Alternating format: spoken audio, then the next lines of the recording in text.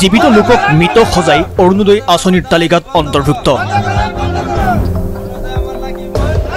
মইৰাবাৰীৰ লোচনাবাৰীত অৰুণোদয় আঁচনিত জীৱিত লোকক মৃত সজাই লিষ্টত নাম অন্তৰ্ভুক্ত বাছনি কমিটিৰ। একেটা পৰিয়ালৰ 7 গৰাকীৰে কৰিলে নাম অন্তৰ্ভুক্ত। লাহৰীঘাট বিধানসভাৰ অন্তৰ্গত লোচনাবাৰী গাঁও পঞ্চায়তৰ 265 বুথ নম্বৰত এইবাৰ পোহৰলৈ আহিছে অৰুণোদয় আঁচনিত ভয়ংকৰ জালিয়াতিৰ ঘটনা।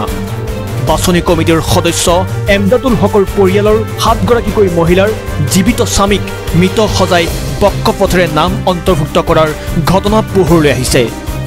বাছনি কমিটিৰ সদস্য এমদাদুল হক, শ্বৰিফুল ইছলাম, ৰাছিদা খাতুন, গুলজাৰ হুছেইন এই 4জনকৈ লোকে কৰা অনিয়মৰ বাবে অৰুণোদয় আঁচনিৰ প্ৰাপ্য হিতাধিকাৰীয়ে বাদ পৰিল তালিকাৰ অন্তৰ্ভুক্তৰ পৰা। বাছনি কমিটিৰ সদস্যসকলে 2-3 হাজাৰ টকা উৎকোচ বিচৰা বুলিও অভিযোগ উত্থাপন কৰিছে স্থানীয় ৰাইজে। স্বামী আছে, এইবিলাকক স্বামী নথকা বুলি দেখুৱাইছে, বিধৱা বুলি দেখুৱাইছে।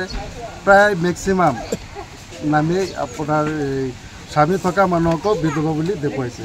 এইবিলাক আমি টিপ মাৰ্ক দিছোঁ, এইবিলাক গোটেইকেইটা স্বামী আছে।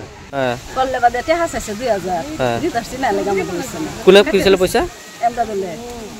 আপোনাৰ পৰা পইচা খুজিছিলে 2000 দিয়া নাই আপুনি?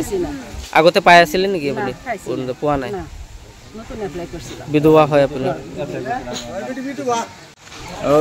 আমাৰ এইখন বিকলাংগ হেৰিটো কাটি যোৱাৰ পিছত, অৰুণোদয় কাটি যোৱাৰ পিছত মই সিহঁতক সুধিছিলোঁ যে আমাৰ এইখিনি যে কাটি গ'ল। তাৰপিছত সিহঁতে কৈছে আমি সুধি আৰু তোমাৰ ঘৰত 7টা 8টা 9টা কেনেকুৱা হয়?